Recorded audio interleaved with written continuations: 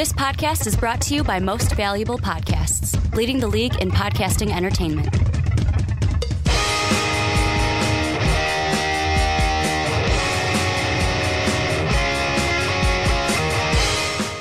What's up, real MVPs? Ricky Widmer here, along with the Mark Weber. Dub them E's. And you guys might be thinking, guys, what am I doing? I heard the intro music, I've seen the logo, and I'm still looking at the onside kick logo. Why am I only hearing your voice? Why is Mark kind of sound like he's on a phone? And why can't I see you? And that's because we got another call-in episode this week. Schedules being hectic for us. Giving you the onside kick as usual, but this week, audio only for podcast services around the world as well as YouTube. Got a jam-packed show for you guys today. Going to be looking at some topics. As Mark, I was thinking today, as before I came to the podcast this evening, and I'll ask you this. Is this possibly the worst week of the NFL season? Because it's like, we're not a week, like technically we're a week away, but it's like it's not the week of game week to where it's like I just wish that we were 1 week down the line and that games were later this Sunday and not next Sunday. Yeah, you still got to deal with one more week of preseason, which isn't fun. Nobody likes the preseason. You got to deal with that. It's one last thing that nobody cares about. It's only a bunch of guys that you probably don't know the names of. A good chunk of them aren't going to be on your team anymore in a week. All you want is some football, some real football, and you got to wait one more week.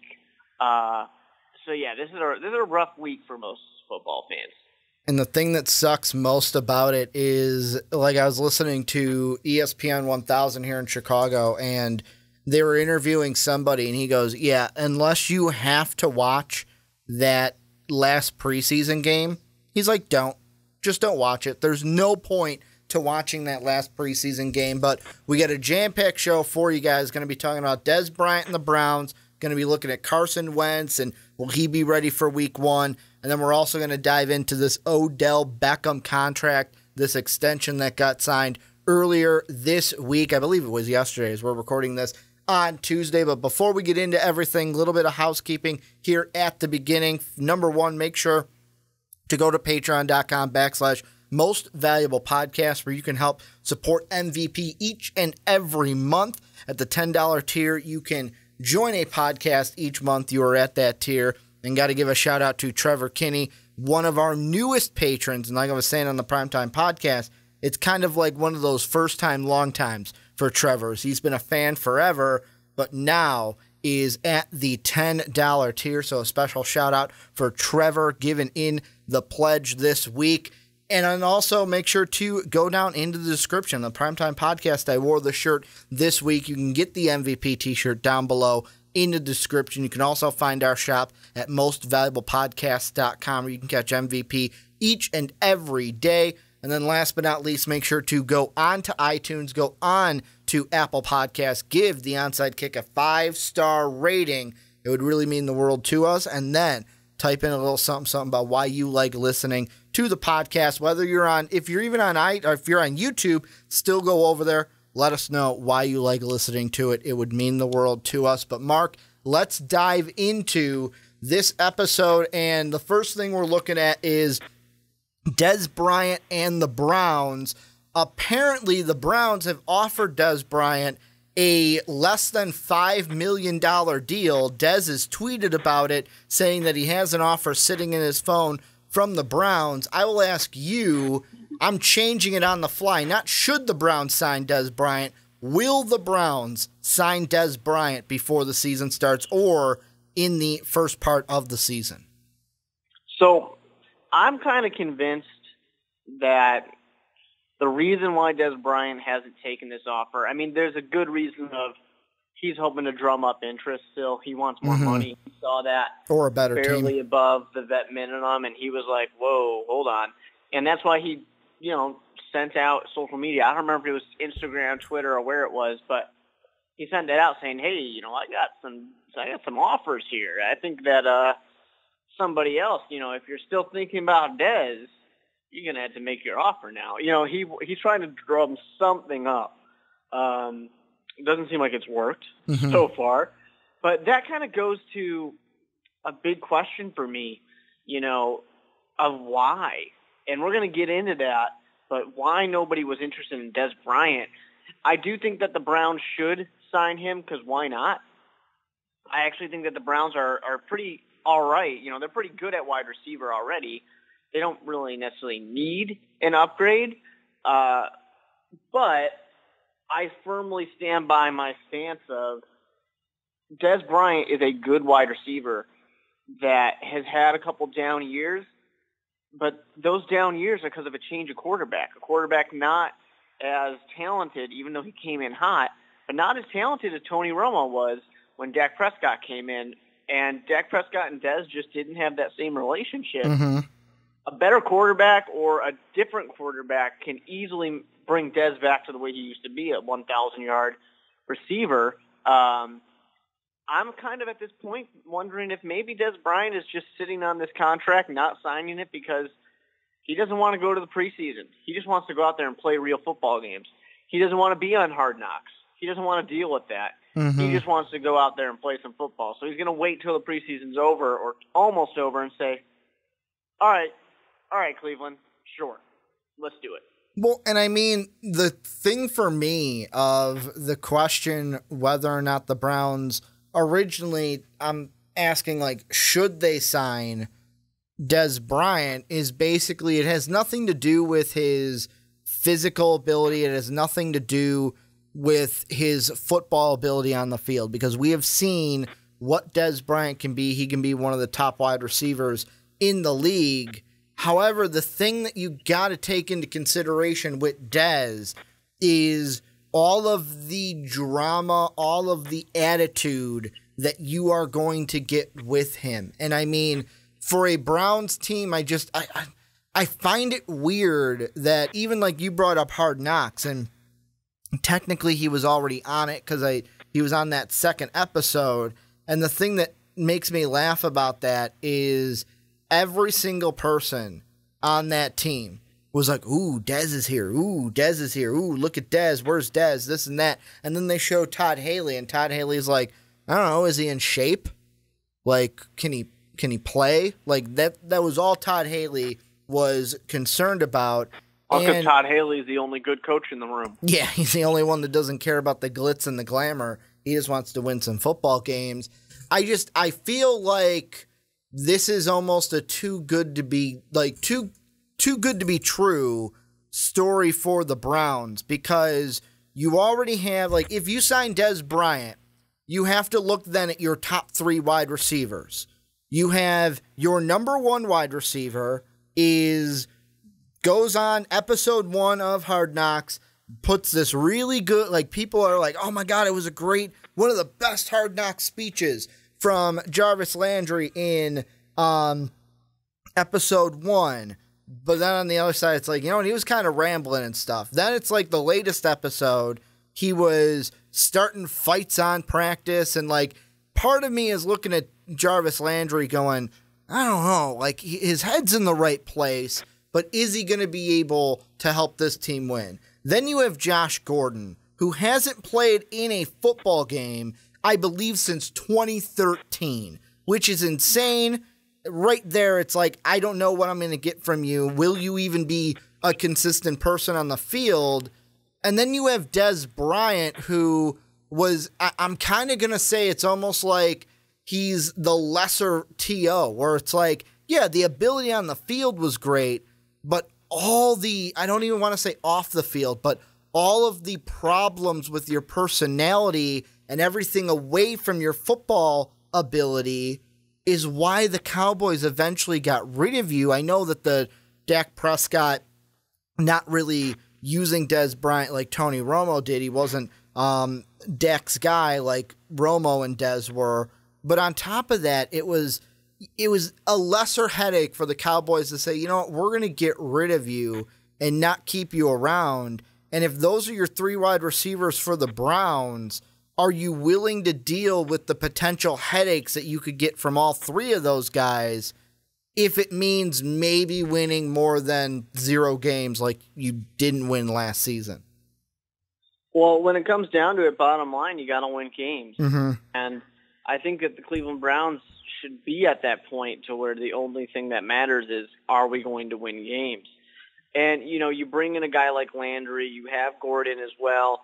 If you're bringing in guys that have the potential to be off-the-field issues, or maybe not off-field issues, but just drama, you're kind of embracing that. Mm-hmm. And they haven't had an issue with it so far. They went and they got Baker Mayfield, who has a ton of hype and not necessarily drama, but just a ton of media attention. You're getting a lot of that. You're introducing and welcoming a lot of it. So I don't think that should be an issue for them. For me, what I really look at is a couple of questions for the Cleveland Browns. If they get Dez Bryant, because there's already quite a bit of hype around Cleveland, does this just make it too much hype in that, to where if things don't go well, you've got Jarvis Landry, you've got Gordon, you've got Dez Bryant, you've got the number 1 overall pick in Baker Mayfield, assuming he gets to play at some point beyond Tyrod Taylor. You've got all these weapons, all of them. You've got a good defense already. You've got high draft picks all over the place. If you don't win some games, something has gone terribly wrong in that case. Especially, I think, if you get Dez Bryant and he doesn't go out there and get at least 800 yards, and that, I think, is on a low end, we're looking at some coaches and saying somebody needs to get fired. Now, we said the same thing last year and the year before that to Jackson, but, that's a big part. The other thing for me when it comes to Dez Bryant is I firmly believe that somebody should have signed Dez Bryant already. I do not understand the reason why nobody has signed him. It does not make any sense to me. Because is he worth the risk? That's what it is. Is his personal attitude worth the risk? Out there, his attitude really isn't that big of a deal. He's always had a little bit of an attitude, but there's been players that are much worse than Dez Bryant that people are lining up to pay huge sums for. And Dez Bryant is he's been a few years removed, but when he was really in that prime, he was one of, if not the best wide receivers in the NFL. So I don't understand that whole thing. I don't understand how someone wasn't willing to take a chance. We didn't hear anyone really. I think it was the Ravens were the only team that made an offer for him, and he didn't want it. But anyways, with Dez Bryant, my big thing that I'm going to wonder about is, where's he really going to fit in this wide receiving group? In the wide receiver room, Dez Bryant, I think, is going to basically be that guy who tells Jarvis, you're rambling. Sit your ass down. I'm going to talk now. Yeah. He's going to want to be that leader. He's going to want to be wide receiver number 1. I don't think he's going to tolerate not being the number 1 guy in the room. And, maybe that is a little bit of that attitude there. But I think it's more of just he knows that he's a great player. And he's going to want to get back to being a great player like he used to be in Dallas. And is Cleveland going to let him do that? Is he going to sit there being wide receiver number 2, wide receiver number 3, when really we go back a couple of years and he probably would easily be that wide receiver number 1? I just wonder how he would fit in with that and with, with Taylor or Mayfield throwing the ball. Are they going to feed Dez Bryant enough? Well, and you say fit, and before I get into that part, the thing I was pulling up is when you were talking about, that this is a team that we thought should have made a coaching change.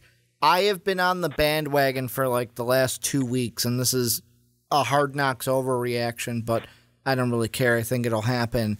After week 6, so by week 7 at Tampa Bay, Todd Haley will be the head coach of the Cleveland Browns. I have made that prediction. I am kind of standing by that because I don't think quite early. Well, I look at it and I go, Pittsburgh, you're not going to beat them. I know you play them close. I know it's at home. You're not going to beat them.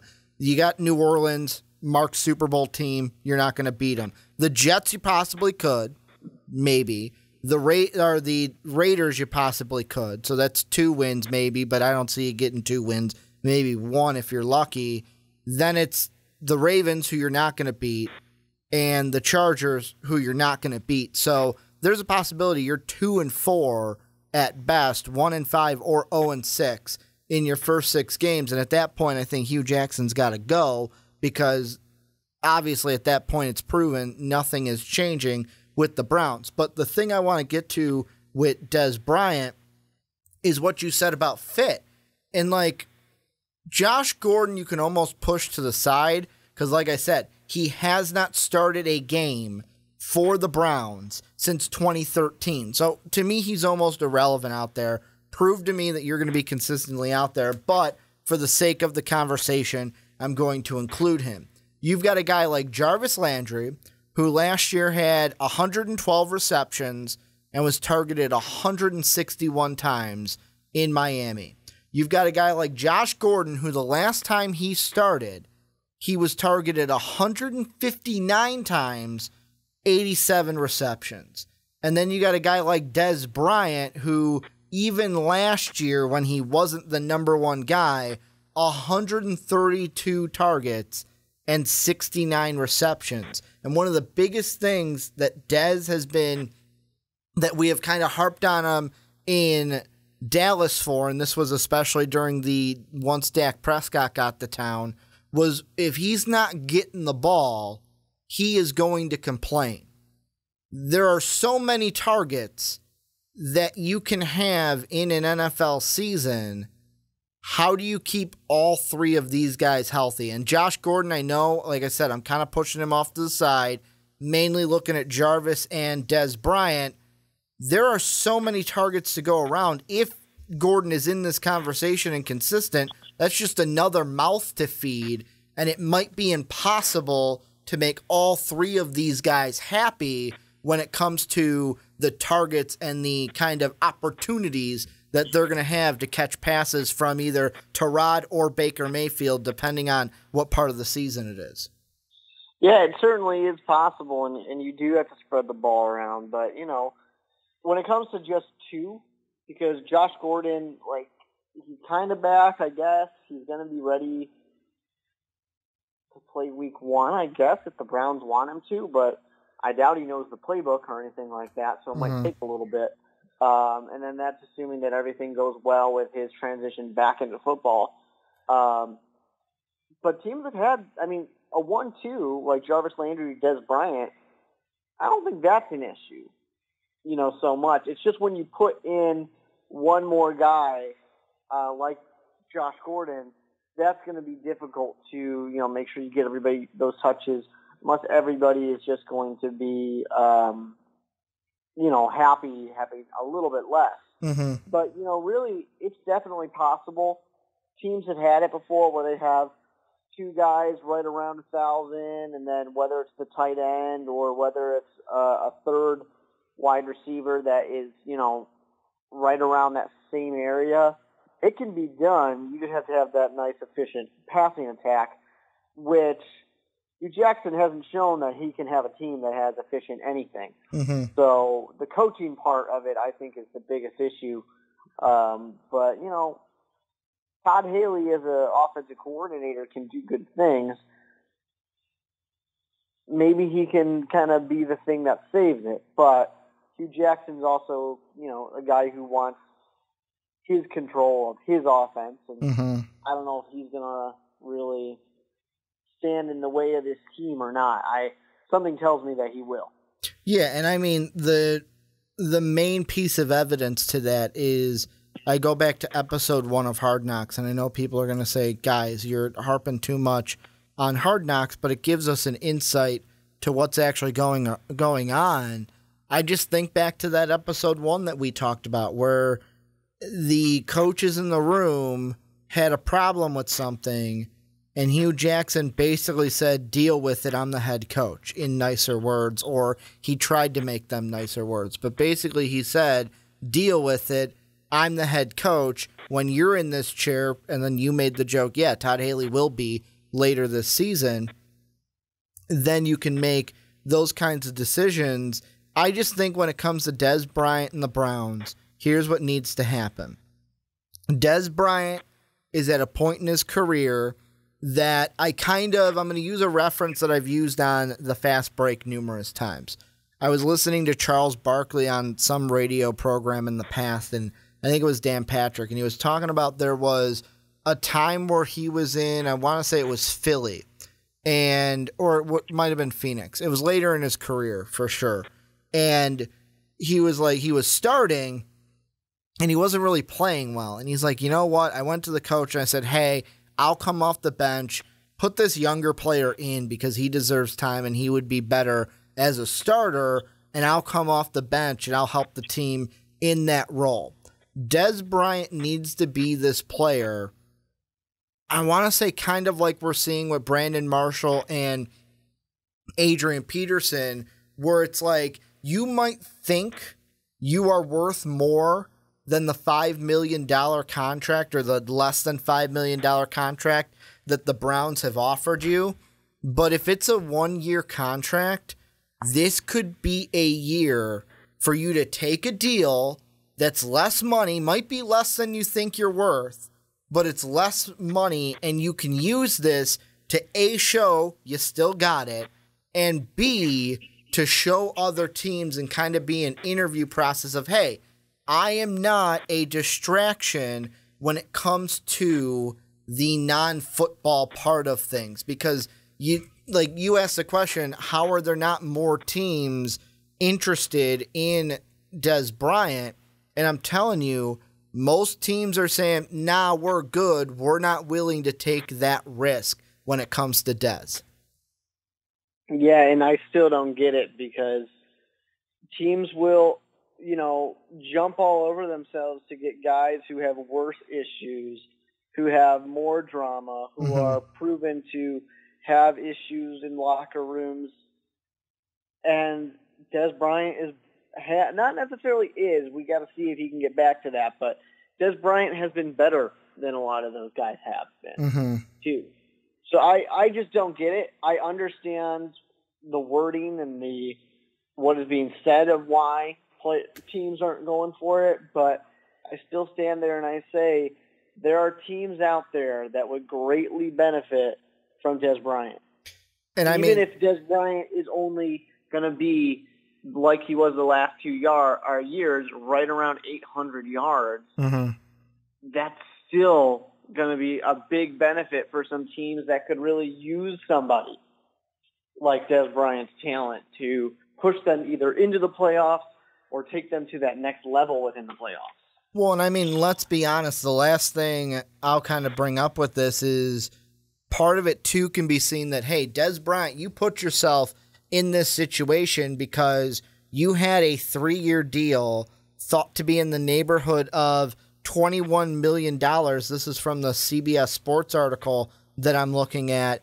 He had a 3-year, $21 million deal from the Ravens, ended up turning that down, and they're a team that many are putting in the playoff discussion. You had them as high as your 2 seed in your playoff predictions that we did last week, and they went on and said, all right, you don't want to be with us? We're going to go get a guy in Michael Crabtree. So part of me is like, you know what, Dez? You kind of put yourself in this situation to where you had another offer, even though you might have thought, yet again, I am worth more than that. You turned that down, and now this is the only team willing to sign you. And what would you rather do? Go and play and do an interview process for other teams and show them what you can do? Or is he going to stand by his morals and sit the entire 2018 season? Yeah, he can't sit because, if he sits, then he's done. Then he's done. Sitting is retiring, essentially. Just ask Ocho Cinco, who didn't want to sit but got cut and didn't get another chance, and his career ended when people would say he still had a lot of football left to play. So it totally happened. I don't think that he can afford to do it. I don't know why he didn't take that Ravens deal.